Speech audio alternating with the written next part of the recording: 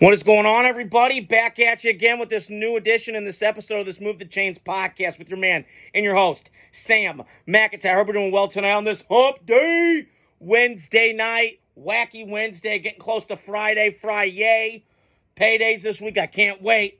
So like I always do on here every week, I always wait a couple days after the Raider game to give my post-game reaction. I heard a rumor today about the Jets, maybe Rex Ryan, ground and pound, baby, back in the Big Apple. We'll see about that. I don't know if that rumor has a lot of legs, but I'm hearing some stuff. And then I also want to dive into the Texans right now. We're kind of reeling a little bit. I know they're winning that AFC South, but there's some question marks going forward, and they should, I think, maybe make a move. So my first reaction, so I always do the post game for the Raiders. Why are we not fired Luke Getsy yet? What are we doing? And then I just got on Instagram, and I'm hearing, well, we're going to keep him the rest of the year. Hello? What are we watching? You're not great in short yardage. You're not doing anything to enhance this team. You have players on offense. Your offensive line's okay. Now, I get the quarterback, and I've said this before, is a shit show. I get all that. But Antonio Pierce, I like you a lot, dude. I liked you last year. But you rattled that cage, and I don't think you should have done that. And again, I get it. It was our Super Bowl, and I got it.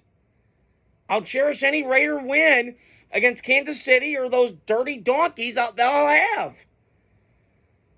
But that game was there for the fucking taking Sunday. It was there. Mahomes played like shit. But it comes back to this, and the Raiders have done this for my whole time I've been watching, and I love you, but goddamn it, you drive me crazy. Okay? You had that game. And you didn't deliver. You got down to 4th and goal at the 1 fucking yard line, and what do? We're going to throw. Yep, we're going to go shotgun. It's a great idea. Are you a douche? What are you doing? What are we doing? Put fucking Zeus White in there and fucking pound that motherfucker in there. I don't get the play calling. And Luke Getsy is trash. He's garbage. I mean, what more do I need to watch in this ineptitude of offense? I mean, at least the Jets have more players on offense to work.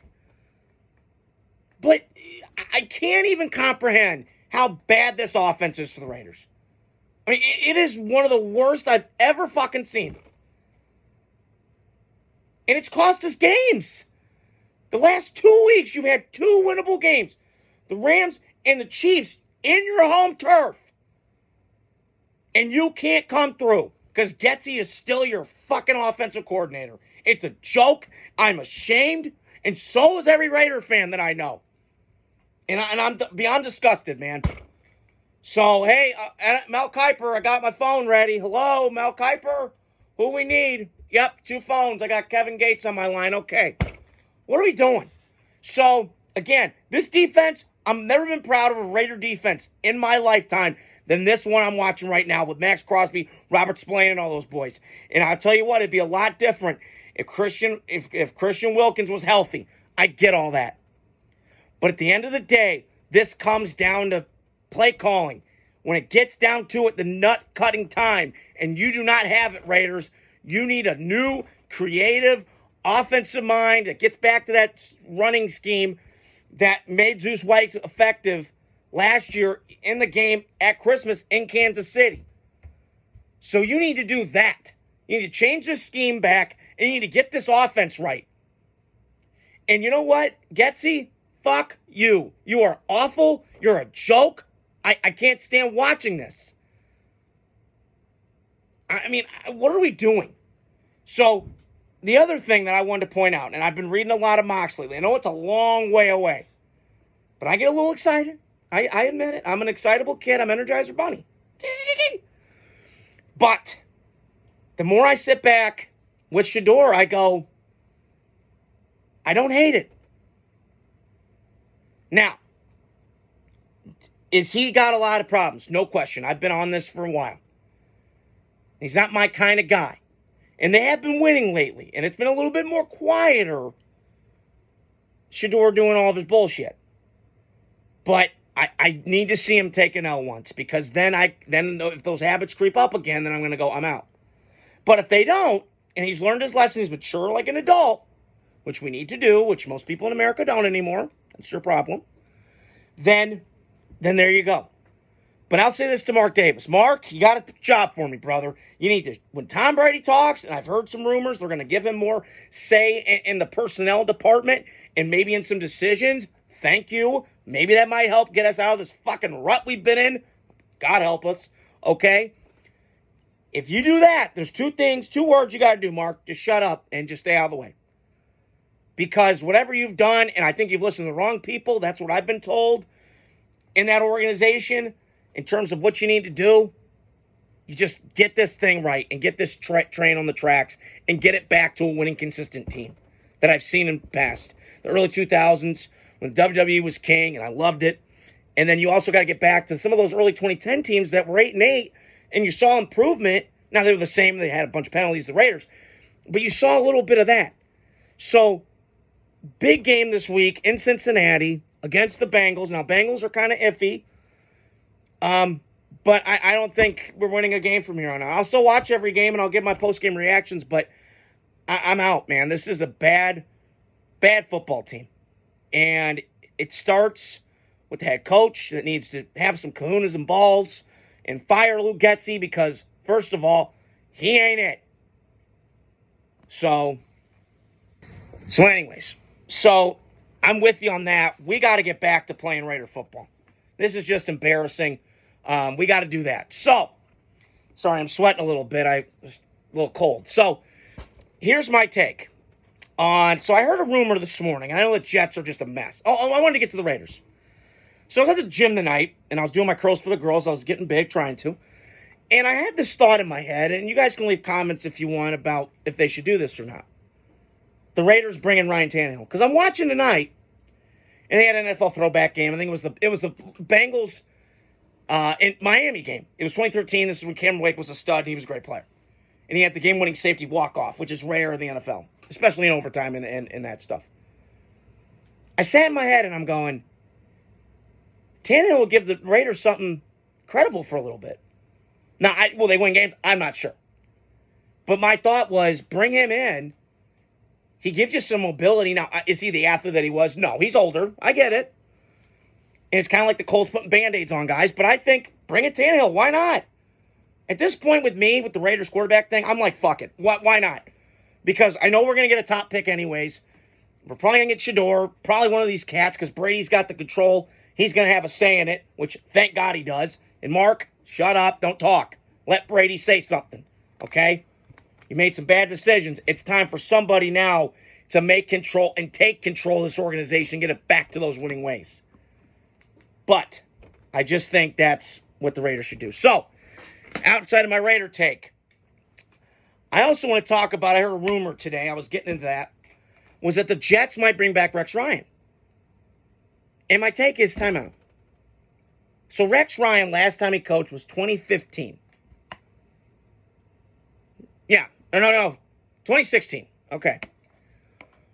So, it's been a while for Rex Ryan, and I don't think it ended well in New York. I know he had those 2 AFC Championship game runs, but outside of that, it's been a bunch of meh.